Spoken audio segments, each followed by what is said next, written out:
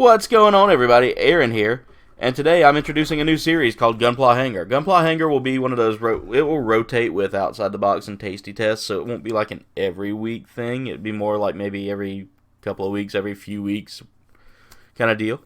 But today, for the first episode of Gunpla Hangar, we will be doing the Wing Gundam Zero kit. Now, this kit, I think, went for about... I got this for Christmas. And I remember seeing it on Amazon for like $18, but I know you can get it on USA Gundam for like about the same price once shipping is added in. It's like $6 for SDs. I know that this one here is, like I said, part of the SD series. So it's a little bit easier than the HGs. It's kind of an HG series all on its own, but it's still got smaller parts that you don't have to like push together and all that. Some kits you do get the ones where you got to push everything together, and this one was fairly simple. Now it is part of the EX standard line, as you can see up here. Let me get it better so you can see EX standard line. So that means that the Gundam itself looks more like the Gundam from the series. So anyway, let's get to building.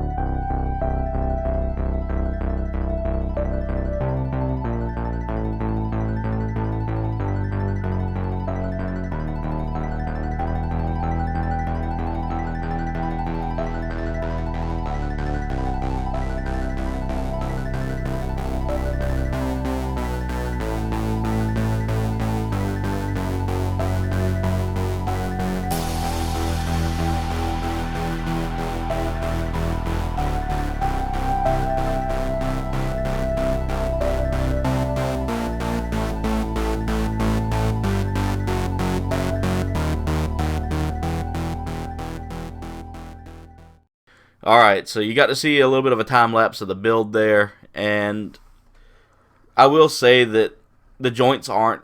so let me go ahead and review it for you. I'm going to take it and pull it out so you can see it in better detail now. So here is the kit itself. I'll bring it a little closer so that it can kind of focus on so the camera can focus on the details. I do apologize for the fuzziness here. I've got to get some better... once I get into the newer studio setup, once we get everything finished with the project we're working on there, I'll be able to show off in better detail with better lighting.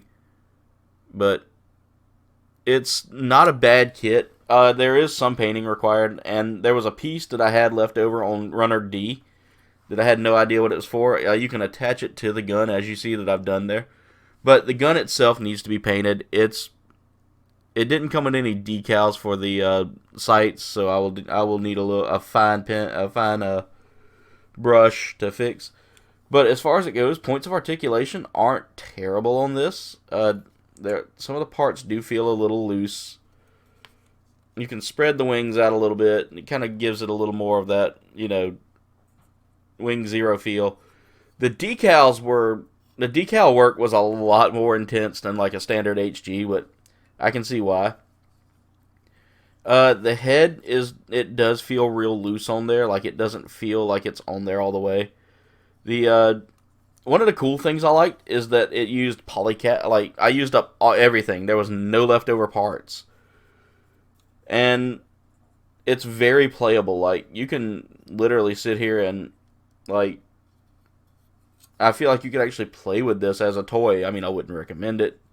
I wouldn't recommend giving this to a kid that would possibly want to chew on it either. Like, sometimes they'll put small parts in their mouth. It's definitely not that kind of toy, but I mean, it's definitely posable. It's got a lot for having not that many, like, polycap joints, it's very articulate. Like, I can pose it in multiple different ways, which is really cool. And I like the fact that that the decal work wasn't super tedious, and I didn't need that many tools to put it together. Like, literally, I did this all without tools. The only time I used a tool was just to kind of get this sticker lined up a little bit right here in the crown. But other than that, I really didn't even need that. I could have just used my finger to push it in place, and it would have worked fine. Runner-wise, it didn't have that many runners. I think, like, let's see, all the way up to D, so about four or five runners. 5 runners, because there were 2 for A. And it literally doesn't take up much space. I mean, that, for an SD kit, that's tiny. I mean, to show in comparison, like, see if I can get my mouse up. It's smaller than my mouse. So, I like this. It's part of the Bandai Spirit series. Again, this is the only thing I got to complain about, is that the leg joints are super easy to pop loose. And I don't know if it's just because I'm afraid I'm going to break it if I try to push them on. But they don't really feel good in there. Like, they feel loose. And it could be just this one kit, because I've had other kits that weren't that bad. Build time took about 30 minutes. Quality-wise, it's not bad quality. The stickers, there were a lot of stickers, so if you're not a fan of the decals, that's going to take you a little while. But the good thing is, it's really detailed for stickers. Like, instead of giving you like one green sticker to put on the chest and one to put on, and all these green stickers, Some of them actually have like pretty neat little detailing, and I wish I could get it to focus well enough so you can see that. There it goes. The back of the legs, that's another complaint I have, is they're not filled in all the way. But I mean, for a $6 kit, you're not gonna get like perfect grade, and I'm not complaining about that. Posability wise, it gives you a lot of options to pose it. The instructions are super easy to follow, which is good for a Gundam kit. Like, you can actually see the decals and everything, and it even gives you like different things you can do to kind of morph it together and all that, to show to kind of show it with the wings on the gun itself, which is pretty cool. I like that. I like the fact that I can take the wings off of this and put them on the gun. Again, only complaint I have is the loose joints. Like, this time you see that this leg came out, and I don't know whether that's just poor design or just from me moving it so much that the legs are popping loose. Joints feel loose, which is okay, but I mean, this head wobble I like the head to be a little stiff, not too stiff, but stiff enough where it doesn't feel like if I'm trying to pose it, it almost feels like a bobblehead head. Yeah, so I mean, it's not a bad kit. If you definitely want to check it out on I'm not endorsed by them, but you can get it on USA Gundam, you can get it on Amazon, you can get it on eBay. It's fairly available and not that expensive for a kit. So anyway, thank y'all so much for watching. Make sure you like, comment, subscribe. You can check us out on Facebook, Twitter, and Instagram. Leave a comment below. Let us know what you thought of today's video, or what you'd like to see me build next. Check in the links for descriptions, or check in the description for some links for my awesome friends' awesome works. And yeah, so anyway, thank y'all so much for watching, and I'll see you in the next video.